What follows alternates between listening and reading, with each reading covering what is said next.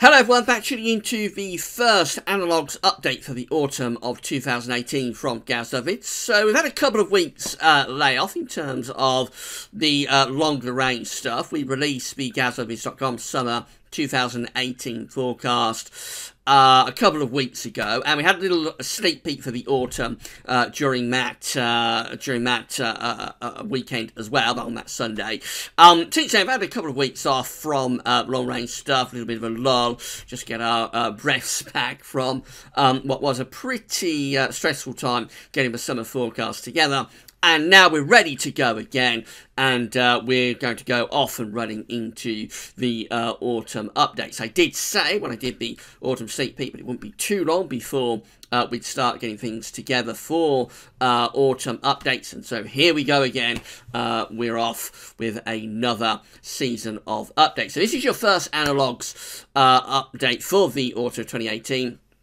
And then next week we'll have another Analogues update, and we'll also have the first seasonal model roundup for the autumn as well, coming up next weekend. So gradually things are beginning to crank up once again.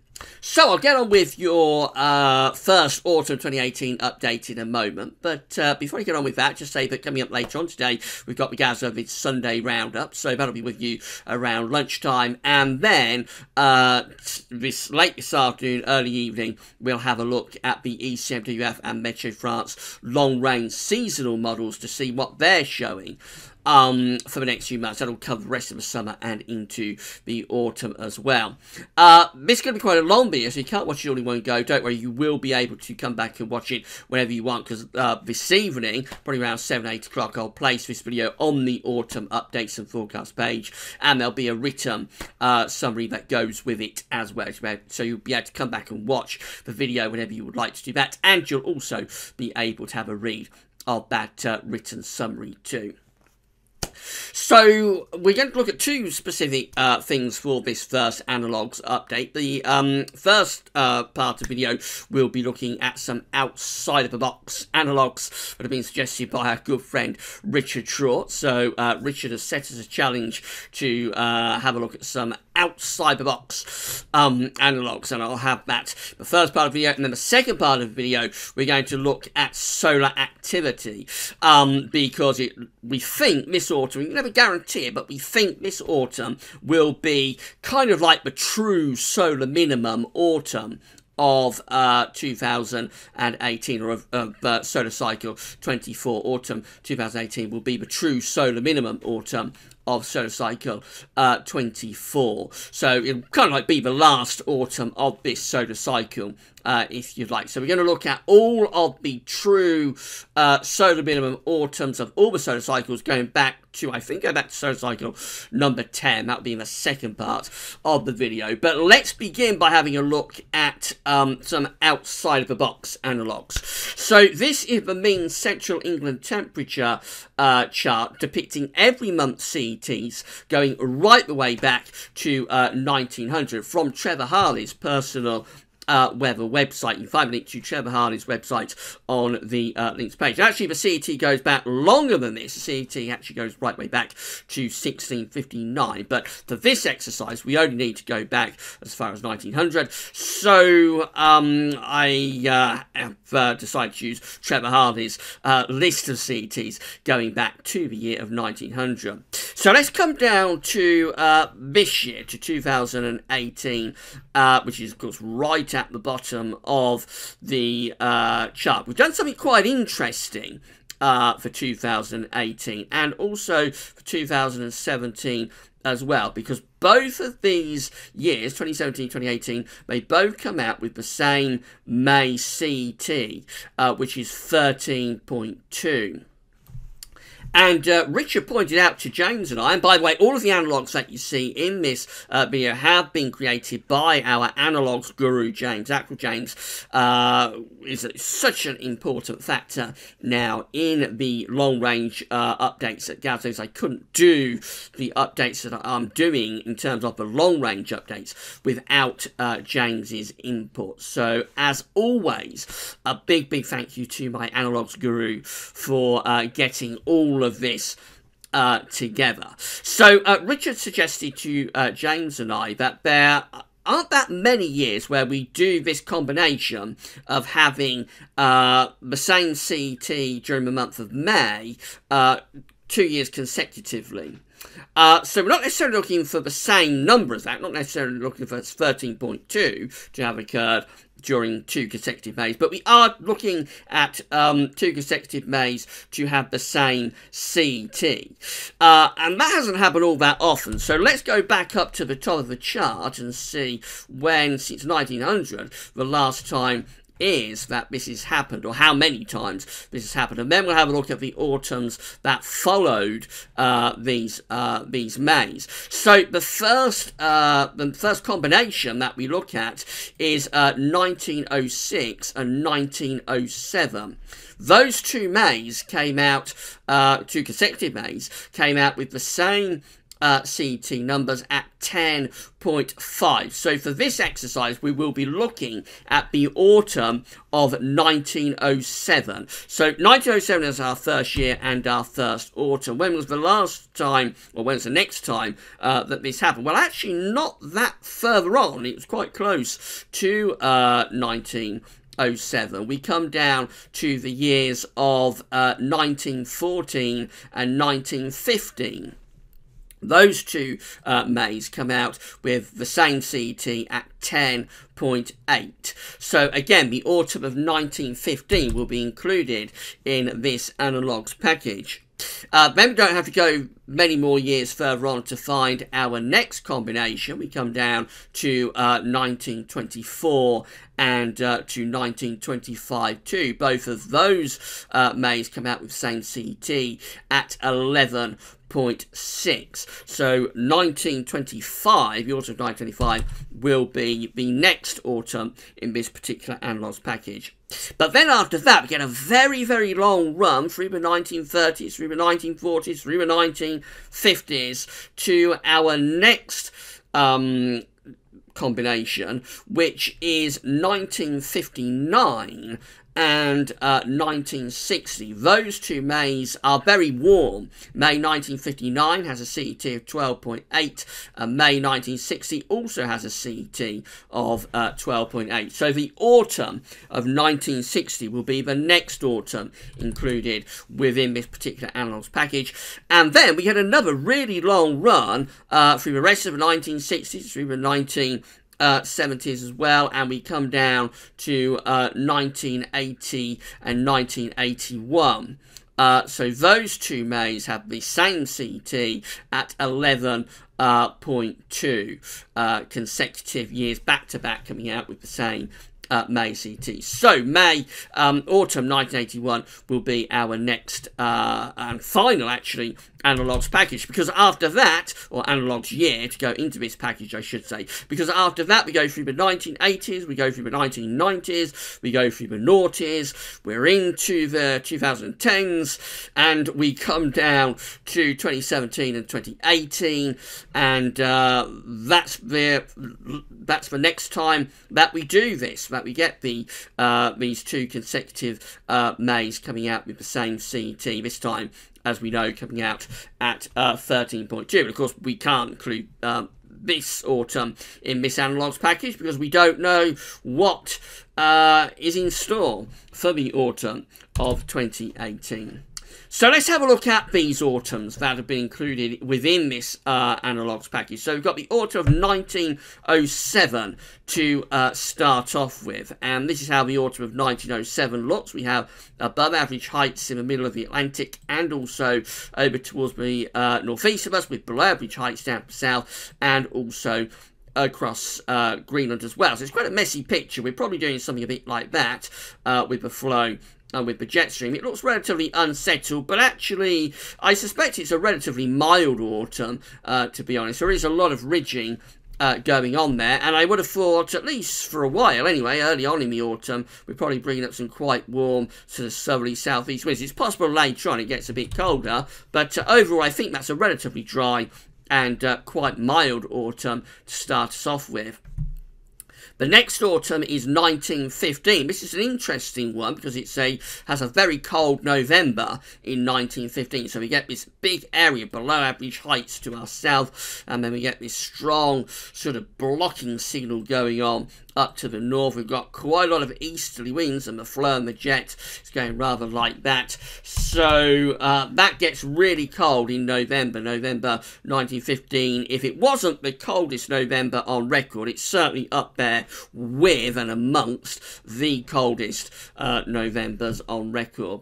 1925 was the next year where we get those two Mays coming out with the same CTs in 2 consecutive years. So this one, again, below average heights, a deep area below average heights to our east and northeast, with a bit of a blocking signal out to the northwest. That looks like it would be a very unsettled autumn, and I would have thought quite a wet autumn as well in 1925. Probably quite cool too. 1960 is our next one, so a big run from 1925 to 1960, and we find this autumn turning up with, again, quite a strong blocking signal to the north, and we get below average heights going underneath it. So that was like a very unsettled autumn in 1960, and no doubt really wet as well. I don't think it was particularly cold, despite that blocking signal that's way to our north, but it's a very, very unsettled autumn indeed, a really wet autumn in 1960. And then the last year for this Analogues package is 1981.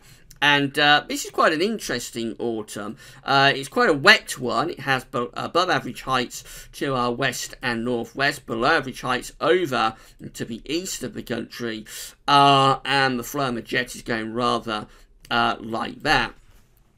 So it has a wet September in 1981, it has a cold and wet October, and it has a relatively mild but very unsettled November. And in November of 1981 there's a lot of tornadic activity going on as well. So let's have a look at those years in terms of September. So this is how the Septembers of those particular years, 1907, 1915, 1925, 1916, 1981, come out. And they're unsettled Septembers with below average heights generally centred around the UK, above average heights to the north. The flow and the jet goes rather like that. So unsettled generally with the Septembers, and then very unsettled for the Octobers. Look at this. Big area of below average heights parked almost over top of the country. There's a little bit of a blocking signal, but I'm not sure overall that these Octobers are I'm not sure these Octobers are particularly cold. I think the main takeaway from that for the Octobers is just that they are very, very unsettled indeed, potentially really wet Octobers included in those years. And then we come through to the Novembers, and again they look quite unsettled with below average heights generally over or very close to the country. Again, a little bit of a blocking signal, this time more towards Greenland. So they are very unsettled Novembers, and overall I think the takeaway from this is that the autumns that follow these Mays tend to be quite unsettled.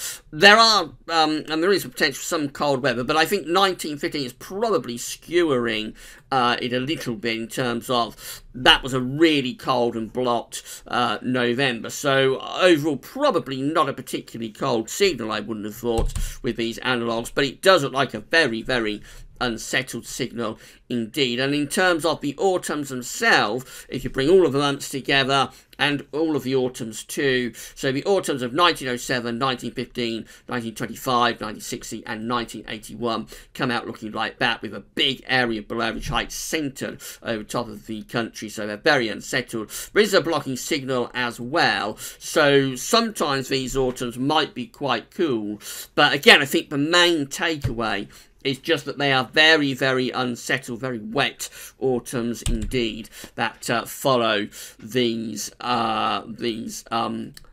Mays, these same consecutive Mays with sort of same CT. Right, so I'm going to pause the video there. We've talked for nearly 15 minutes. So that's the first part of the first Autumn 2018 Analogues update done for you. I'll pause the video just there, and then when we return, we're going to have a look at the solar cycle, because we think this is going to be the true solar minimum autumn of solar cycle 24. So we're going to have a look at all of the other true solar minimum autumns going back to solar cycle number 10, and that will be part 2 of the first autumn 2018 Analogues update. So I'll see you in around 2 minutes. Go and get yourself a cup of tea and some biscuits. We'll meet back here very shortly and go through those solar cycle analogues. Okay, and we're back, and I'm just going to check to make sure that we're recording. So let's have a look. Yes, we are. Thank you very much, Camtasia. So we're going to have a look at solar activity now. So the first part of this first autumn 2018 Analogues update had a look at Maze that came out with the same CETs 2 consecutive years running, and the autumns that followed them. That was a challenge laid down by our good friend Richard Trott, who came up with a little bit of outside-the-box thinking. So big thank you to Richard for suggesting that, and for those analogues. And now we're going to move on and have a look at the solar cycles, because we think autumn 2018, as I was explaining before I paused the video, we think autumn 2018 will be kind of like the true solar minimum autumn of this solar cycle. It will be the final autumn, we think. Never can guarantee it, but we think it will be the final autumn of this solar cycle. So this will be the solar minimum autumn, if you like. So we're going to have a look right way back to solar cycle number 10, I think, and see exactly what these solar minimum autumns come out like. So it's going to be quite an interesting part of the video, to say the least. I'm going to start off, though, by having a look at the solar disk on our side of this today from solarham.net. So solar activity is at very low levels, because we are now really close to solar minimum. We have got one sunspot just there on the solar disk, but essentially we haven't got any sunspots really to talk about, just that one particular very small region. As I say, solar activity is at very low levels, and this chart, which we had in Solar Sunday last week, shows where we are in the solar cycle, and you can see that we are now at a really, really low level of solar activity. Indeed, we're kind of like on a par with where it was towards the start of this solar cycle, around there, and we haven't got much longer to go with this solar cycle at all. So we think solar minimum, the true solar minimum, then the start of solar cycle 25, is going to occur at some point within the next year or so. Some point through 2019 is when we think we'll end solar cycle number 24 and begin solar cycle 25. And so therefore that tells us that this autumn is very likely to be the final autumn of solar cycle number 24. So let's go right way back to solar cycle number 10, which is as far back as we can go with the reanalysis charts. We can go back to 1850. So the final autumn of solar cycle number 10 was the autumn of 1866. This is the true solar minimum autumn of solar cycle number 10, and this is how it looks, with below average heights through the country. It looks like it's an unsettled autumn, not a particularly cold autumn, although there is a weak blocking signal up there. Generally it's just a westerly flow that we've got coming through here, and so I would have thought relatively mild, but it does look like an unsettled autumn in 1866 for the solar minimum autumn of solar cycle number 10. Then we come through to the solar minimum autumn of solar cycle 11, which is the autumn of 1878. And this one looks like it's potentially much colder. So we have below average height centered as a trough right over the top of the country. But we do also have this really strong blocking signal going on up to our north, and so we're entrenching cold air into that trough, because this is just preceding the severe winter, severely cold winter of 1878-1879. So the pattern for that winter, and in fact for the very cold year of 1879, the pattern for that is starting to be laid down here as we're in the autumn of 1878, the final autumn of solar cycle number 11. The final autumn of solar cycle number 12 looks like that. It's the autumn of 1889. And this one, very anticyclonic looking signal with above average heights just generally centering over the sort of northern latitudes, to be honest. It looks like it's probably quite an easterly autumn, so maybe starting quite warm and then becoming colder as we go through to the latter stages of the autumn, because remember it's transitional in autumn, so easterly winds in September are going to be relatively warm, but easterly winds in November will be cold.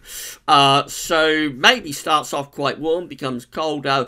I would think the main thing to take away from that is that it's quite a dry autumn in 1889.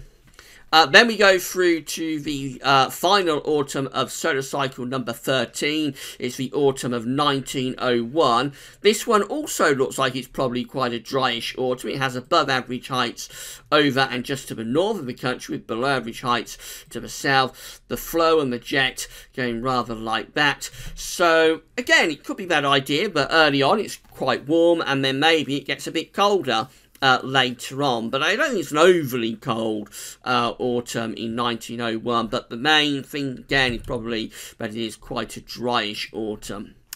Then we go through to the final autumn, solar minimum autumn, if you like, of solar cycle 14. It's the autumn of 1913, and this one looks very unsettled, has below average heights to the west of the country, above average heights to the east, and we do something like that with the flow and with the jet. So it looks like it would be bringing up quite a lot of warm there, probably quite a mild autumn, quite a warm autumn with fair amount of southerly winds, but also very wet with below average heights, low pressure just to our west, throwing up a lot of bands of rain, I would have thought. So mild but wet for the autumn of 1913. No particular trend yet, you have to say. We're up to 1923 next, so this is the solar minimum autumn of solar cycle number 15, and this one looks really, really unsettled. Look at that, below average heights, really large trough just centered right over top of the country, above average heights out in the middle of the Atlantic and over across Eastern Europe. The flow and the jets like that. Again, it's not a particularly cold signal, it just looks really, really unsettled in the autumn of 1923. Then we come to the solar minimum autumn of solar cycle number 16, and it's the autumn of 1933, with below average heights to the south and above average heights to just to the north, to the northeast. The flow and the jet will be going like that. So again, probably a reasonably dry autumn, maybe a little bit colder with this one. We might be pulling the air down from just that little bit further north with that autumn in 1933. 1943 is next for the solar minimum autumn of solar cycle 17. So the last autumn of solar cycle 17 is the autumn of 1943. Looks like that. Quite, let's change the colour, quite an unsettled looking signal with below average heights through the west of Europe, the flow and the jet going something like that. Again, not a particularly cold signal though, so at the moment we had 1878, but other than that, we haven't really had, I don't think, a desperately cold autumn signal for these solar minimum autumns. They do look quite unsettled, though, some of them. And then we're up to 1953, and we have another change, another different looking pattern for the autumn of 1953. This is the solar minimum autumn solar cycle number 18, by the way. This one has above average heights centered across central parts of Europe, with below average heights penned in around Greenland and Iceland. So the flow and the jet is going something like that. Very dry autumn, I would have thought, in 1953. Very quiet, a lot of dry weather coming through, preceding quite a coldish winter for 53-54. Then we're up to solar cycle number 19. So this is 1964. This is the final autumn of solar cycle 19. 1964, the autumn of 1964, again, anticyclonic signal. So maybe that's a little bit of a trend. Possibly not a particular signal for anything particularly cold, but quite anticyclonic with a lot of these autumns, I think, as we're going along. We'll see what the all years combined charts have to say in a moment. But the autumn of 1964 looks quite anticyclonic, a lot of dry and quiet weather, not particularly cold. Then we're to 1975, so this is the final autumn, or solar minimum autumn of solar cycle 20. This one, of course, we're in a very dry spell through the middle part of the 1970s, so it has a strong anticyclonic signal, quite a mild but dry autumn in 1975.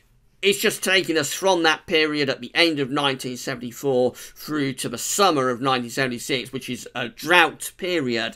Although it does have a wet September, interestingly, in 1975. I think that's the only wetter than average month that happened or occurred throughout the whole of the year of 1975. A wet September, but generally the autumn of 1975 looks very dry, very quiet and quite warm.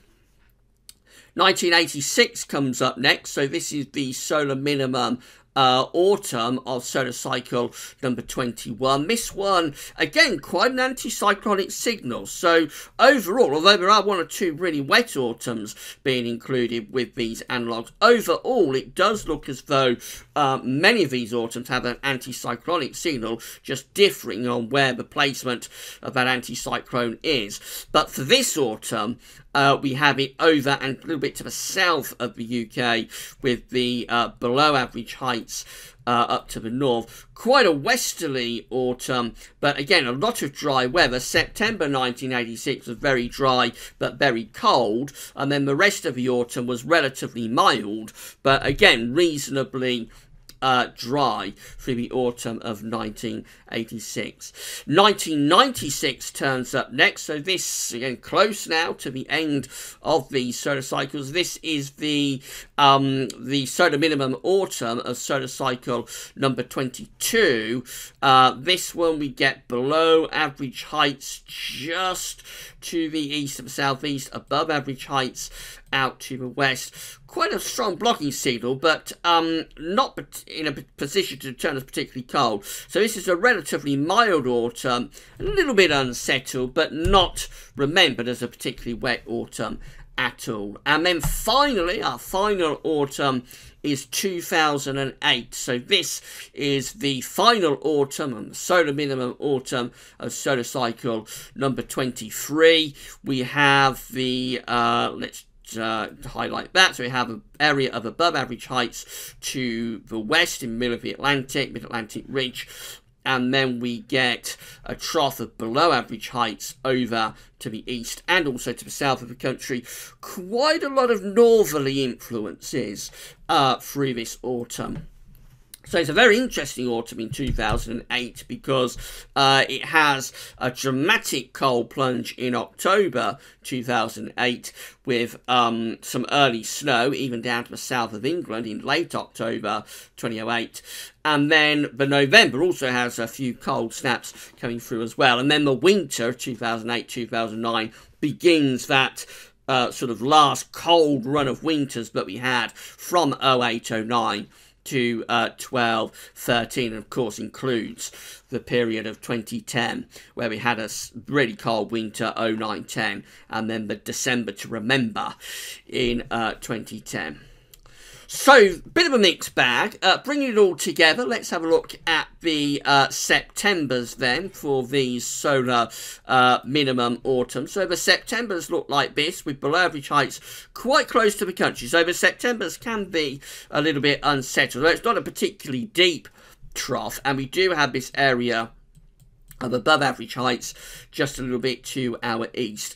Overall, though, probably favouring slightly unsettled Septembers. The Octobers look like that, so more of an unsettled signal for the Octobers. Not particularly cold, though. They aren't particularly cold Octobers overall. We get this blocking signal around Scandinavia, but mainly just that trough elongated through the west of Europe, which no doubt delivers quite a lot of wet weather through the Octobers. And then the Novembers, though, they're a little bit more interesting because they do tend to favour a mid-Atlantic ridge there in the central part of the Atlantic and going to the north. And the trough generally gets centred a little bit further to the east of the country and to the south. So the Novembers can be cold in some circumstances. It's not a strong signal for cold weather in the Novembers, but overall, out of all of the autumn months, November possibly the one that does favour colder and more wintry conditions with these solar minimum autumns. And then finally, bring it all together, and this is perhaps a little bit surprised because I thought as we were going along there was a reasonably strong anticyclonic signal, but actually when you combine all of the months of these autumns and all of the autumns as well together, from the very first one that we looked at, which of course was in 1866, and then the final autumn for the solar minimum autumns, which was 2008. When you bring it all together, you do actually come out with a reasonably unsettled signal, with below average heights generally centred over top of the country, above average heights in the Atlantic, and also across eastern and northeastern parts of Europe. It's not a desperately cold signal, and I think the takeaway is probably that they are very unsettled autumns overall. As I say, it's surprising because I thought as we were going along there was quite a strong anticyclonic signal showing up, but you can't dispute the evidence. When you bring it all together, that's what it shows, and it is a signal overall to be quite unsettled. But do bear in mind there's a lot of variation in there, and several of those autumns have got notably dry weather going on within them. So it's a little bit inconclusive, actually, what the impact of solar minimum could be on the autumn. This very low level of solar activity that we are now in and will remain in, and will probably become even lower with the solar activity actually by the time you get through to the autumn from where we are now at the beginning of the summer. So it's a little bit inconclusive, but overall rather unsettled signal. November possibly favours being the month that has the coldest potential. Now, if you enjoyed this video and you found it interesting and informative, please consider giving us a donation. So you can donate through Patreon. This is the Gavs Weather Vids Patreon page. You can become a patron for Gavs Weather Vids. I'll leave the link in the description box at YouTube. So you just come to this page, you click that button just there that says become a patron, and with that you can give a monthly donation. It can be anything from just $1 a month and up. So all patrons and all donations greatly received through Patreon. Alternatively, if you'd like to just give a one-off donation, then you can do that through our Gavs Weather Vids PayPal page, and this is it again. I'll leave the link in the description box at YouTube, linking to both of these pages from Gavs Weather Vids as well. So you just come to this Gavs Weather Vids PayPal page and you just donate whatever amount of money you would like to donate with a one-off donation.